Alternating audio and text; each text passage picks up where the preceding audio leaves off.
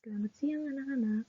Hari ini kita akan belajar akuntansi dasar, di mana materi awal yang akan kita pelajari yaitu pemakai informasi akuntansi. Pengertian akuntansi. Menurut kalian, akuntansi itu apa sih? Mungkin kalian punya pendapat sendiri tentang akuntansi. Di sini saya akan menjelaskan akuntansi secara umum. Akuntansi adalah proses pencatatan, pengklasifikasian, pengiktisaran, dan pelaporan informasi keuangan untuk mengambil keputusan bisnis pada sebuah perusahaan. Jadi, akuntansi ini digunakan oleh pihak-pihak yang memakai untuk membantu mereka dalam mengambil sebuah keputusan agar perusahaan yang mereka jalani itu dapat berjalan dengan lancar dan dapat berkembang lebih baik lagi buat kedepannya. Selanjutnya, akuntansi dirumuskan dari beberapa pernyataan. Di sini saya hanya ambil 3, sebenarnya banyak, tapi saya hanya ambil 3 pernyataan. Yang pertama itu ada dari American Accounting Association, yang kedua ada dari American Institute of Certified Public Accounting, lalu ada dari Ikatan Akuntan Indonesia. Nah, nanti kalian bisa cari nih, pernyataan-pernyataan menurut mereka itu apa aja. Itu kalian bisa cari tahu, lalu kalian lengkapi nanti di catatan kalian.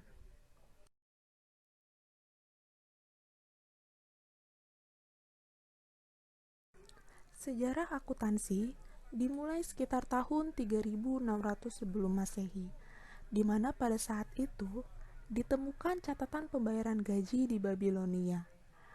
Catatan pembayaran gaji ini berbeda seperti saat kita sekarang yang berbentuk kertas. Pada zaman dulu, catatan pembayaran gaji ini itu berbentuk lempengan tanah atau lempengan batu. Lalu tonggak perkembangan sistem akuntansi mulai muncul setelah diterbitkannya buku Summa de Arithmetica, Geometrica, Proportioni et Proportionalita pada tahun 1490 yang dikarang oleh Lucas Pacioli. Sehingga karena bukunya tersebut, Lucas Pacioli dianggap sebagai pencetus sistem tata buku berpasangan, yaitu debit dan kredit. Nanti kalau kalian masuk ke dalam jurnal, kalian akan mengenal debit dan kredit. Jadi, yang dimaksud dengan berpasangan, kalau ada akun yang dicatat di debit, nanti akan ada juga akun yang akan dicatat di kredit, begitupun sebaliknya. Dan kita bisa mengambil kesimpulan kalau si Bapak Lucas Pacioli ini adalah Bapak akuntansi. Setelah itu, sistem akuntansi pun mulai diterapkan. Di Eropa sendiri, mereka mulai menerapkan sistem tata buku kontinental.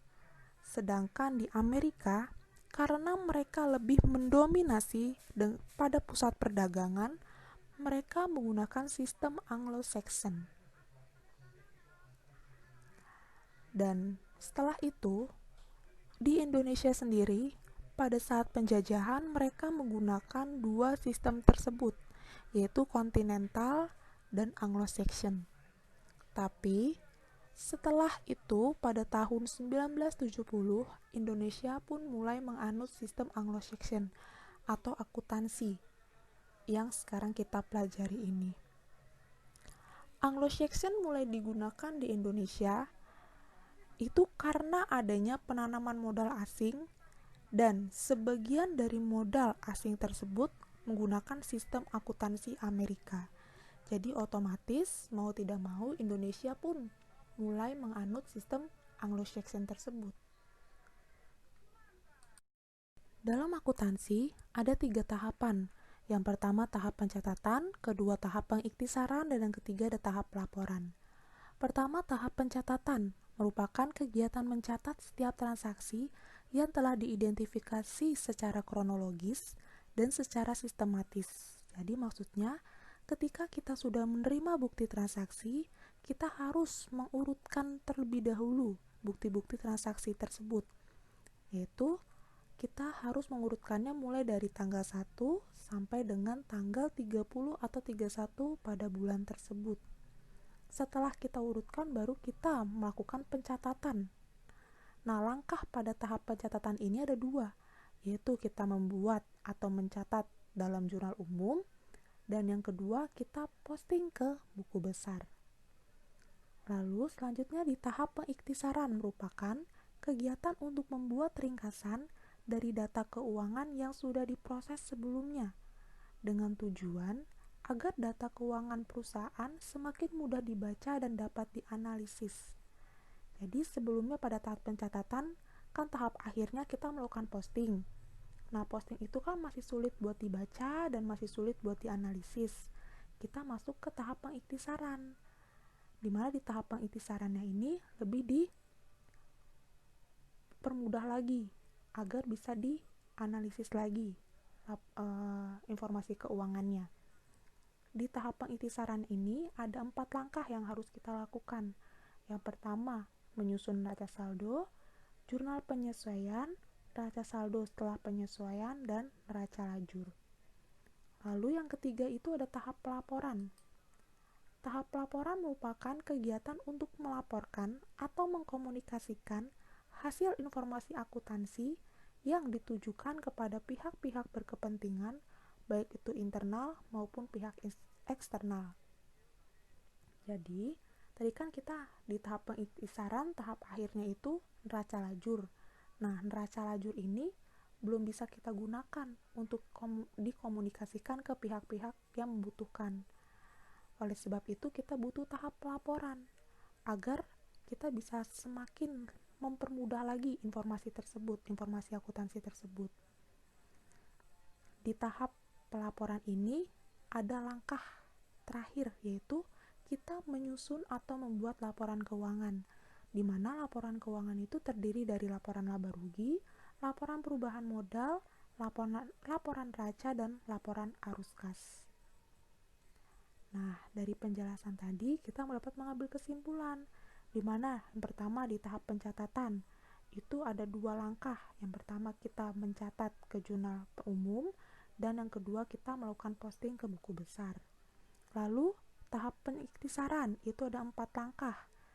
Yang pertama menyusun neraca saldo, kedua jurnal penyesuaian, ketiga neraca saldo setelah penyesuaian, yang keempat ada neraca lajur. Lalu yang terakhir tahap pelaporan. Tahap pelaporan ada 1 langkah, yaitu kita membuat laporan keuangan, di mana laporan keuangan itu terdiri dari laporan laba rugi, laporan perubahan modal, laporan neraca, dan laporan arus kas. Tujuan akuntansi. Tujuan akuntansi sebenarnya ada banyak, tapi di sini saya mengambil garis besarnya, yaitu ada 2. Yang pertama, untuk menyediakan informasi ekonomis suatu perusahaan dalam mengambil keputusan investasi dan kredit. Nah, akuntansi itu yaitu menyediakan informasi keuangan. Keuangan siapa? Keuangan perusahaan. Untuk apa? Untuk pengambilan keputusan. Apakah perusahaan itu akan melakukan investasi, ataukah perusahaan itu akan melakukan kredit atau pinjaman. Jika perusahaan mengalami keuntungan yang besar, otomatis kan perusahaan akan melakukan investasi yang lebih besar. Tapi sebaliknya, kalau perusahaan itu mengalami kerugian, pasti perusahaan akan mencoba mengambil pinjaman. Yang kedua, memberikan informasi mengenai data dan gambaran kondisi sebuah perusahaan. Jadi dari akuntansi itu bisa memberikan informasi mengenai data dan gambaran kondisi perusahaannya itu sedang apa. Bagaimana caranya? Kita tinggal melihat aja dari laporan keuangan perusahaan tersebut. Apakah di laporan keuangan itu defisit atau surplus? Kita bisa tahu. Nah, kita bisa mengambil sebuah jalan nih. Misalnya kalau perusahaannya itu rugi, kita bisa ngambil tindakan gimana caranya biar perusahaan bisa bangkit lagi, biar nggak rugi lagi. Nah, sebaliknya kalau perusahaannya untung, kita juga ambil langkah, Gimana caranya biar kita bisa mempertahankan agar perusahaan tetap untung dan tidak sampai rugi. Beberapa peran akuntansi. Ada 3 peran akuntansi. Yang pertama, membantu dalam mengalokasikan sumber daya langka yang ada di masyarakat. Sumber daya langka apa? Sumber daya langka itu seperti modal yang dimiliki oleh si masyarakat. Dan masyarakat itu memiliki tujuan. Tujuannya apa? Tujuannya ya untuk menanamkan si sumber daya tersebut atau si modal tersebut ke perusahaan yang bisa membuat mereka untung. Jadi mereka itu punya modal dan modalnya itu mau dimasukin ke perusahaan agar mereka bisa memperoleh keuntungan yang lebih banyak. Sehingga si masyarakat itu memerlukan informasi dari laporan keuangan perusahaan untuk membantu mereka dalam mengambil keputusan untuk menanamkan modal yang mereka miliki ke perusahaan tersebut. Lalu yang kedua, membantu dalam mengelola dan mengarahkan sumber daya yang ada dalam perusahaan.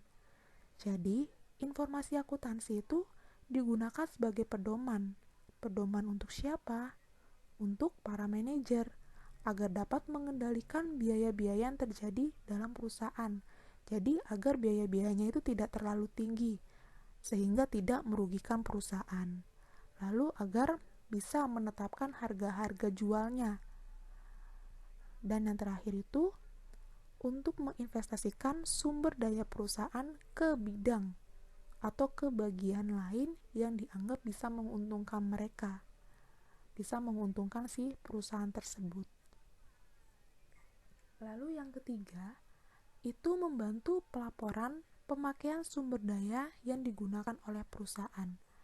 Jadi, dengan adanya laporan, itu dapat digunakan untuk menganalisis dan menilai bagaimana si manajer perusahaan atau si pegawai perusahaan menggunakan sumber daya tertentu itu atau si modal itu dalam perusahaan mereka.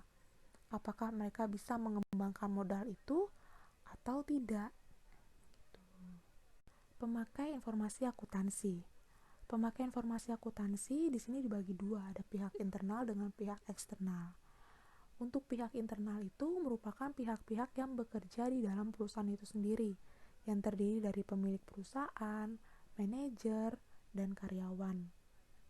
Pertama, pemilik perusahaan. Biasanya si pemilik ini memakai informasi akuntansi untuk mengetahui perkembangan perusahaan dalam kurun waktu tertentu dan untuk menentukan keputusan yang akan diambil selanjutnya. Biasanya, si pemilik ini akan membandingkan laporan keuangan bulan ini dengan bulan yang kemarin. Apakah bulan ini si perusahaan sudah mencapai keuntungan yang lebih besar dari bulan kemarin atau belum? Nah, kalau belum, si pemilik akan mengambil solusi bagaimana caranya agar perusahaan bisa memperoleh atau mendapatkan keuntungan yang lebih besar lagi dari bulan-bulan sebelumnya. Lalu yang kedua, itu ada karyawan. Karyawan memerlukan informasi keuangan perusahaan itu sebagai bahan perundingan kontrak kerja.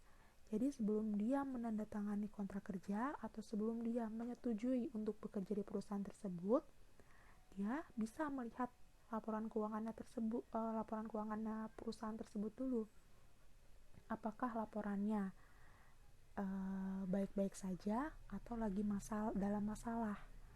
Kalau misalnya laporannya baik-baik aja nih, terus perusahaan juga mendapat keuntungan terus, si karyawan juga akan setuju untuk bekerja di situ, dan si karyawan pun mau mengajukan kesejahteraan buat dirinya, karena kan perusahaan dalam kondisi baik, laporannya juga dalam kondisi baik, jadi dia pun bisa meminta untuk kenaikan gaji. Lalu yang ketiga itu manajer. Manajer memerlukan informasi keuangan untuk membuat perencanaan dan pengoperasian perusahaan. Jadi, melalui laporan keuangan, si manajer bisa buat perencanaan untuk kedepannya perusahaan akan seperti apa atau akan menargetkan seperti apa agar bisa lebih baik lagi dari sebelumnya. Yang kedua, pihak internal. Pihak internal ini berarti pihak atau orang-orang yang berada di luar perusahaan, yaitu ada kreditor, investor, pemerintah, masyarakat, pemasok, dan lembaga keuangan. Yang pertama ada kreditor. Kreditor itu berarti orang yang memberikan pinjaman kepada perusahaan. Nah, kreditor ini memerlukan informasi akuntansi untuk mengetahui kemampuan atau kesehatan keuangan perusahaan tersebut, agar dia itu dapat memberikan pinjaman ke perusahaan. Misalnya, kondisi perusahaannya lagi buruk. Nah, kreditor pasti kan akan menolak untuk memberikan pinjaman. Kecuali kondisi atau kesehatan keuangannya baik, pasti si kreditor mau memberikan pinjaman. Lalu yang kedua ada investor. Investor itu berarti orang yang menanamkan modal di perusahaan. Nah, dia itu memerlukan informasi akuntansi untuk mengetahui kondisi perusahaan agar dapat mengambil keputusan dalam berinvestasi. Jika perusahaan dapat menghasilkan keuntungan atau profitabilitas yang tinggi, pasti si investor akan melakukan investasi di perusahaan tersebut. Tapi jika perusahaan mengalami keuntungan yang rendah, investor akan membatalkan untuk melakukan investasi di perusahaan tersebut dan dia akan mencari perusahaan lain yang lebih menguntungkan buat diri dia. Lalu yang ketiga ada pemerintah. Nah, pemerintah ini memerlukan informasi akuntansi itu untuk menetapkan pajak yang akan dikenakan di perusahaan tersebut dan untuk menentukan kebijakan-kebijakan tenaga kerja. Lalu selanjutnya yang keempat ada masyarakat. Masyarakat membutuhkan informasi akuntansi itu untuk mengetahui kontribusi perusahaan dalam perekonomian nasional dan untuk mengetahui perkembangan terakhir kesejahteraan perusahaan itu seperti apa. Apakah perusahaan itu dalam kondisi baik ataukah perusahaan itu dalam kondisi yang memburuk. Lalu yang kelima ada pemasok. Nah, si pemasok ini memerlukan laporan akuntansi untuk mengetahui apakah perusahaan tersebut dapat lancar dalam melakukan pembayaran terhadap barang-barang yang dipesan. Kalau laporan akuntansi atau laporan keuangannya itu buruk atau misalnya sering mengalami kerugian, pasti pemasok juga bakal mikir-mikir lagi apakah dia mau memasukkan barang tersebut di perusahaan itu lagi atau enggak. Tapi berbeda kalau laporan keuangannya baik, pasti sih pemasok itu akan terus memasok atau mengirim barang ke perusahaan tersebut. Lalu yang terakhir, yang keenam itu ada lembaga keuangan atau bank. Nah, di sini tuh hampir sama dengan si kreditor tadi ya, cuma kalau ini itu di bank. Jadi bank ini memerlukan informasi akuntansi perusahaan sebagai pedoman dalam memberikan pinjaman. Jadi bank akan menentukan apakah perusahaan tersebut layak untuk diberi pinjaman atau tidak. Terima kasih atas perhatian kalian. Semoga materi pada hari ini dapat membantu kalian dan sampai jumpa di pertemuan selanjutnya.